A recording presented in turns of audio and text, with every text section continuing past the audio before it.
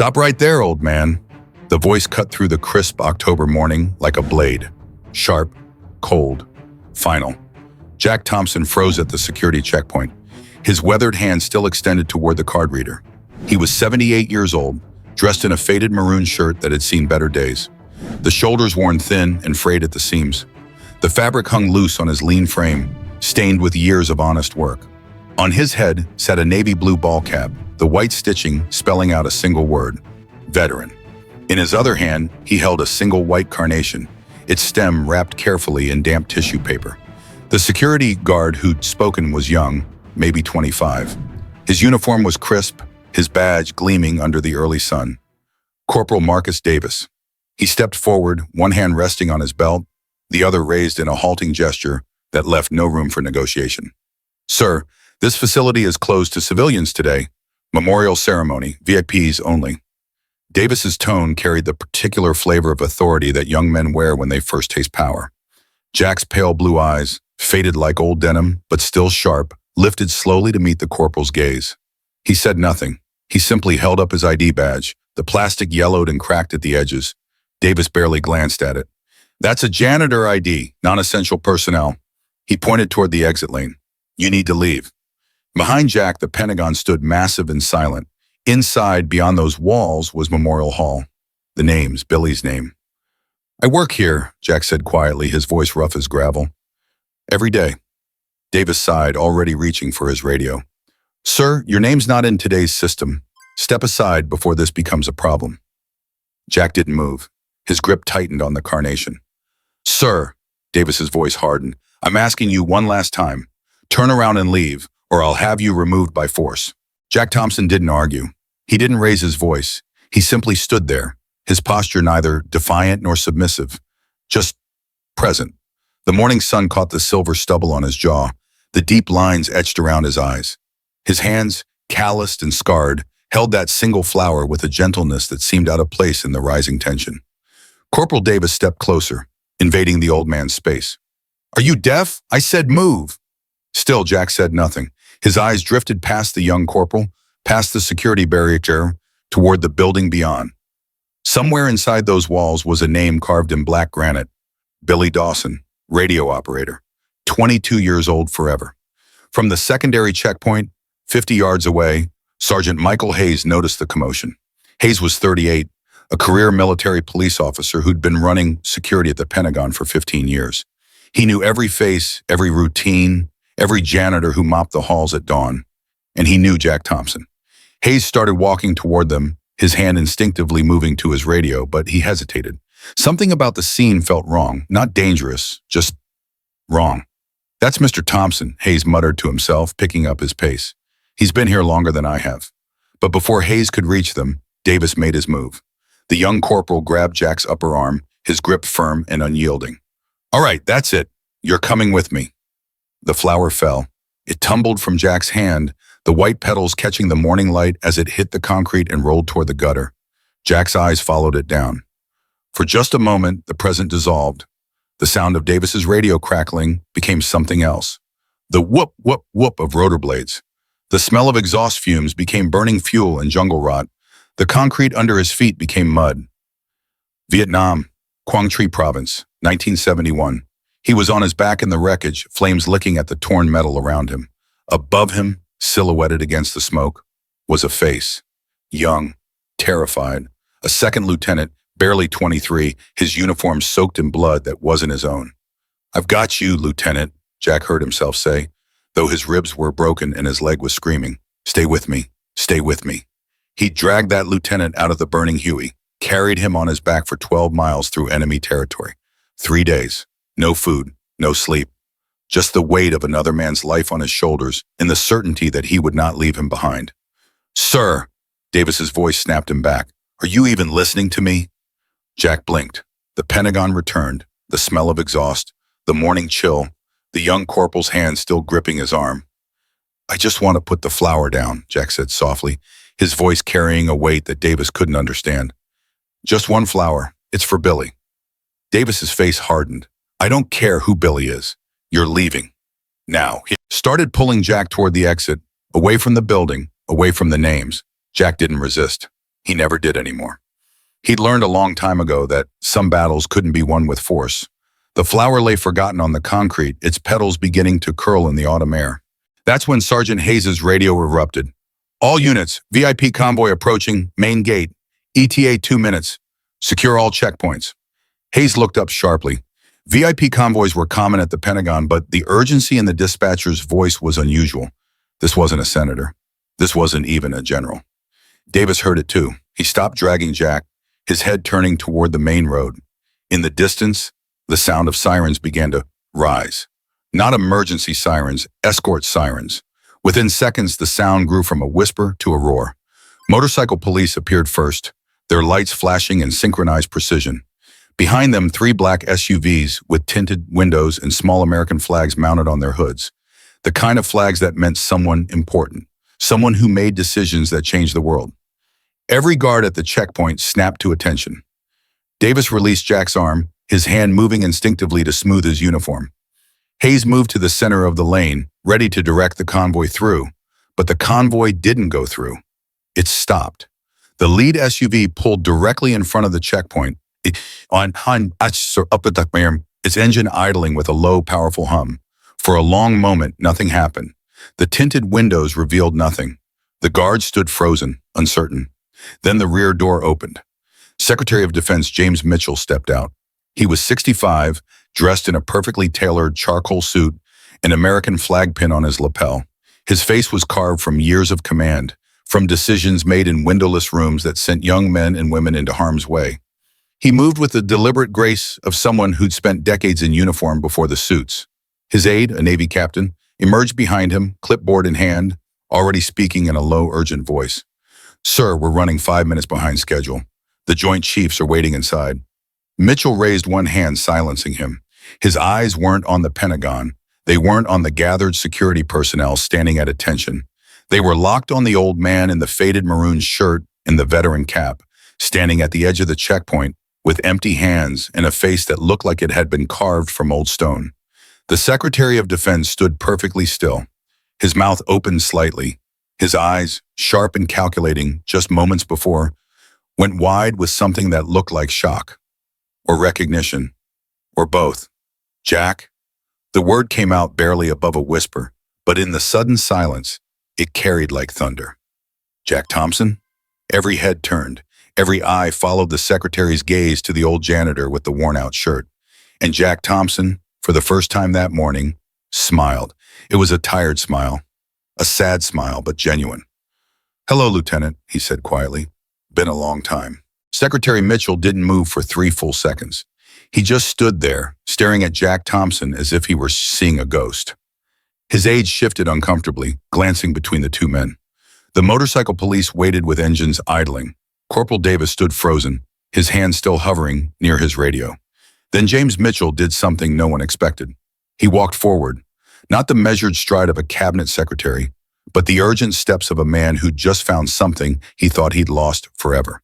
He crossed the security line, moved past the confused guards, and stopped directly in front of Jack. And then he saluted. It wasn't a casual salute. It wasn't the routine gesture officers exchanged 100 times a day. This was the kind of salute that came from the soul, crisp, perfect, held with trembling intensity. "Sergeant Thompson," Mitchell's voice cracked slightly. "It's been 42 years. Jack slowly raised his own hand, returning the salute with the muscle memory of a man who'd done it 10,000 times.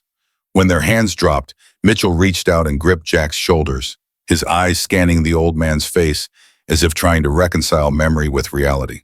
"You're still here," Mitchell said, his voice thick.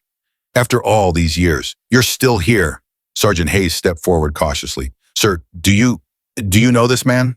Mitchell turned and his face had transformed. The mask of political authority was gone, replaced by raw emotion. He looked at the gathered personnel, at Corporal Davis, at the crowd of staffers and security that had begun to form. "Know him?" Mitchell's voice carried across the checkpoint. "This man saved my life." He turned back to Jack, then addressed everyone. 1971, I was a second lieutenant, 3 months in country. Our Huey took ground fire over Quang Tri province. We went down hard in the middle of a hot LZ. The bird was on fire, the pilot was dead, and I was trapped in the wreckage with a piece of shrapnel through my leg. Mitchell's hand unconsciously moved to his left thigh, where beneath the expensive suit fabric, a scar still lived. This man, he gestured to Jack, was my squad sergeant. He pulled me out of that burning helicopter with his bare hands. He carried me 12 miles through enemy jungle. 3 days. He was wounded himself, 2 broken ribs and a leg that should have made walking impossible, but he didn't stop. Not once. The secretary's voice grew stronger, filling with a conviction that made even the hardened MPs stand straighter. We got hit twice more during that walk. Sergeant Thompson put himself between me and enemy fire both times. When we finally reached the evac point, he wouldn't get on the helicopter until I was secured. He stayed behind to cover our extraction, and when he finally made it back to base, he refused a silver star because, and I quote, "I was just doing my job." Mitchell looked back at Jack. "When the war ended, I tried to find you. I looked for years. I wanted to thank you properly. I wanted the world to know what you'd done." Jack shifted uncomfortably, his eyes downcast. "Didn't want to be found, sir. Didn't want the attention." "So you became a janitor." Mitchell's voice wasn't judgmental. It was aching with understanding. "Here at the Pentagon?" "Not just a janitor, Lieutenant." Jack's voice was soft but steady. "This building holds the names, the brothers who didn't make it home. Billy Dawson, my radio man. He died pulling another wounded man out of that same Huey before it exploded. Today's his birthday. I come every year, put a flower down, let him know he's not forgotten." Jack's eyes finally lifted, meeting Mitchell's gaze directly. "I couldn't save them all, sir, but I can remember them. Every single day I clean these halls, and I remember." The silence that followed was absolute. Even the distant traffic seemed to fade. Corporal Davis's face had gone pale. His earlier confidence completely evaporated.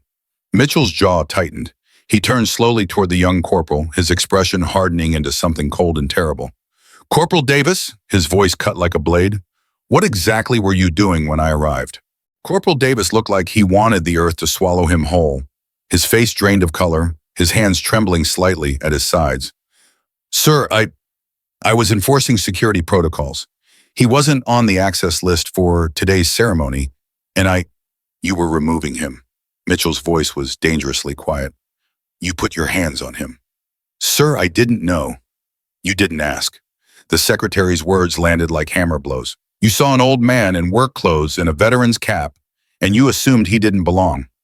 You saw someone who'd given more for this country than you can possibly comprehend, and you treated him like a trespasser." Mitchell took a step closer to Davis, not threatening, worse, disappointed. "What's your name, son?" "Corporal Marcus Davis, sir. I was just following protocol?" Mitchell shook his head slowly. "Let me tell you about protocol, Corporal. The protocol is respect. Always. Especially for those who wore the uniform before you were born. Especially for those who still carry the weight of their service every single day." He turned to Sergeant Hayes, who stood ramrod straight. "Sergeant Hayes, I want Corporal Davis to personally escort Mr. Thompson to Memorial Hall. I want him to help place that flower.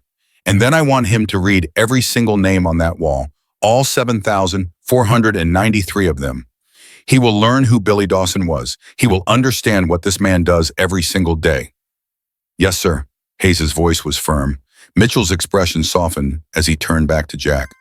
"Mr. Thompson, I came here today to give a speech about sacrifice and service, but I think you've already taught everyone here a far more important lesson." He bent down, retrieved the fallen carnation from where it had rolled near the curb. The petals were slightly crushed, but Mitchell handled it with reverence, as if it were made of glass. "Would you allow me to walk with you?" Mitchell asked, holding out the flower.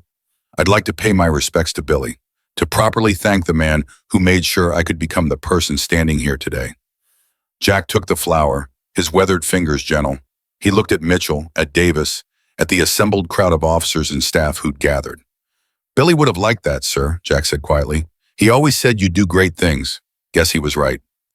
Mitchell offered his arm. Jack took it, and together the Secretary of Defense and the old Navy SEAL janitor walked toward the Pentagon, toward the names, toward the memory of those who never came home. Behind them, Corporal Davis watched with tears streaming down his young face, finally understanding the magnitude of what he'd almost done. Memorial Hall was silent when they entered.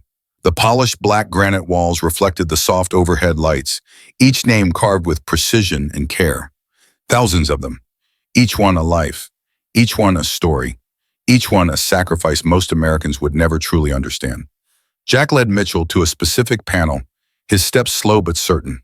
He'd walked this path 10,000 times. His fingers found the name without hesitation. William Billy Dawson, radio operator, first class, born October 15th, 1949, died April 8th, 1971. Jack placed the white carnation at the base of the wall, his hand lingering on the carved letters. "Happy birthday, Billy," he whispered. "Brought someone special today. Someone you saved." Mitchell stood beside him, his own hand reaching out to touch the name. "I never knew his full name until now. I never got to thank him."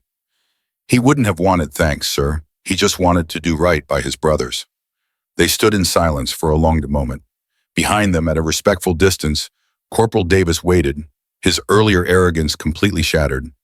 Sergeant Hayes stood with him, a firm hand on the young man's shoulder. Finally, Mitchell spoke. "Jack, I'm changing things today. No more veterans slip through the cracks. No more heroes go unrecognized while they walk among us." He turned to face the others. "Effective immediately, every Pentagon employee, regardless of position, will undergo training on military history and veteran recognition. And I want Mr. Thompson's story shared, not as a reprimand, but as a reminder. True service doesn't end when the uniform comes off." Jack shook his head gently. "Sir, I don't need recognition. I just need to be here, with them." "I know," Mitchell said, "but maybe we need you more than you realize. Maybe we all need to be reminded of what real humility looks like." 3 months later, a new photograph appeared in Memorial Hall. It showed two men, hands clasped, standing before a wall of names, one in an expensive suit, one in a faded maroon shirt and a veteran cap, both with tears in their eyes, both remembering. Below it, a small plaque read, "True heroes don't seek recognition. They simply show up, every single day." And every morning, Jack Thompson still arrived at dawn, still polished those halls, still placed his flowers, still remembered.